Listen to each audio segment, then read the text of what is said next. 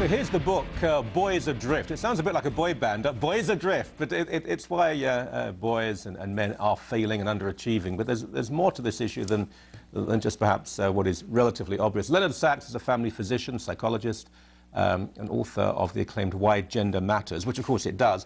But the issue that we saw your article, and we were very interested, was about the way drugs are used so readily, without really any consultation. They can be harmful, they can just be completely pointless, but doctors don't always declare exactly why they're giving these drugs out. Well, the practicing physician, in the great majority of cases, is trying to do what's in the best interest of the child. The problem is that the leaders of child psychiatry are taking millions of dollars from the drug companies, and I got a flyer from Harvard Medical School saying, come to this conference at Harvard Medical School about attention deficit disorder, hosted by Dr. Joseph Biederman. They don't mention that Dr. Biederman has now publicly acknowledged receiving $1.6 million from the drug companies.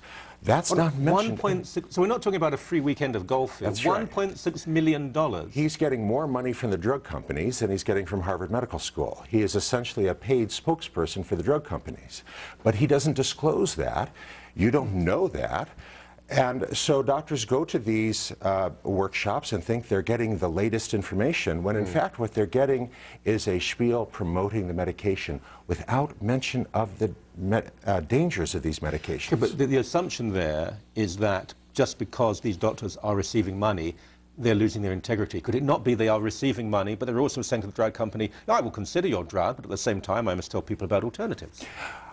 It would be nice if doctors were saints and different from the rest of us. But if somebody gave me $1.6 million, I'm not going to highlight the dangers of their medications.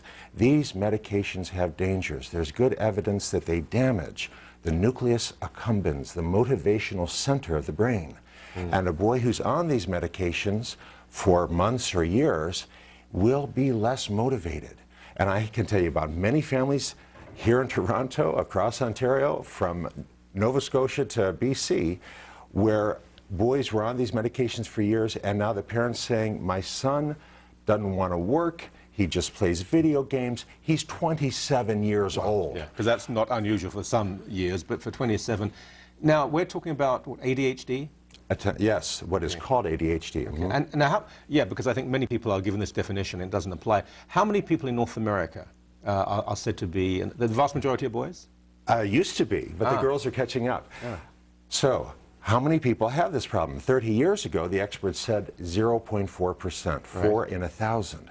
Now, experts like Dr. Joseph Biederman at Harvard and Dr. Lily Heckman, professor of psychiatry at McGill, say 10 to 12%. 10 to 12%. So we've gone from 4 in 1,000 to 100 out of 1,000, more than a 20-fold increase in 30 years' time. But it turns out that these people are receiving lots of money from the drug companies promoting these medications. Kids have problems, family breakdown, what they're seeing on TV, influence of their peers, drug use and so on.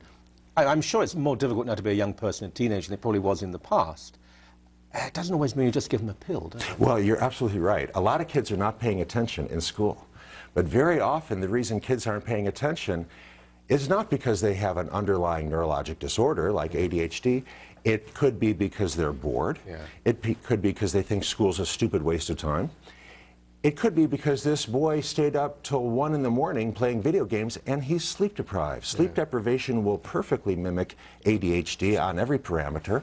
And the medications most often used in Canada, like Adderall, Ritalin, Concerta, and Metadate, are powerful stimulants. They're amphetamines and methylphenidate, which works like amphetamine.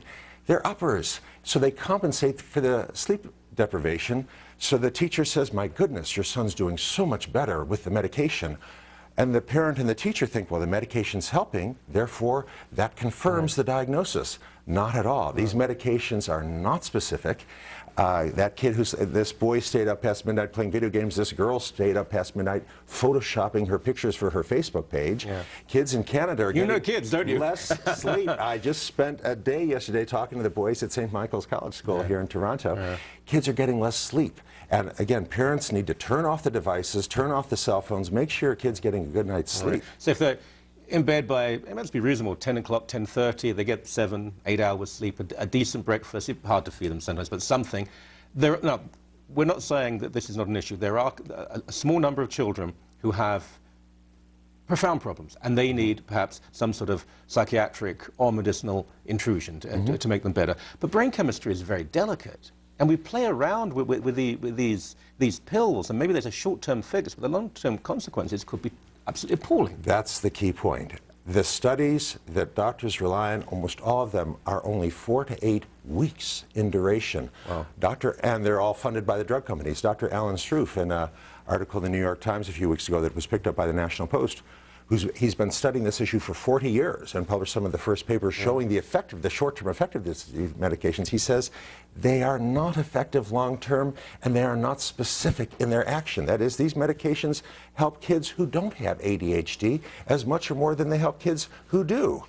Yeah. And these medications are harmful. There's good evidence now that they damage, as I said, they damage the motivational center of the brain, the nucleus accumbens. If a parent, a decent parent, goes to a doctor and says, you know, he won't concentrate in class, his marks are terrible, we have all these problems. Doctors are overworked, but surely a decent doctor will say, well, let's think about some of the wider context before we give him medication. How much sleep does he? Do they have the time? Do doctors have the inclination? Are you saying that some of them are receiving so much propaganda, financially backed propaganda, that they just want to give out the pill? No, I don't think that's fair to the doctor. The great majority of doctors who are practicing, seeing patients one-on-one, really truly want to do what is in the best interest. Yeah. We look to the leaders to give us guidance. Harvard Medical School, McGill, the National Institutes of Health, the Hospital for Sick Children in Toronto.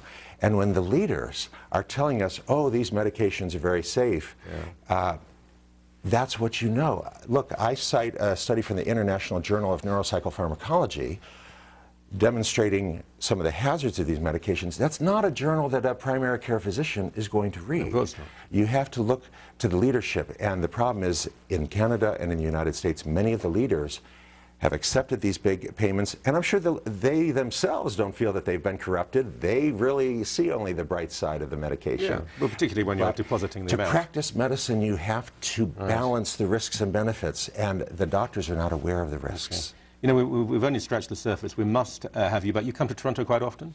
I'll be back in May for the Duffer and Peel board. I'll have you back on the show. Thank you so much. Thanks again.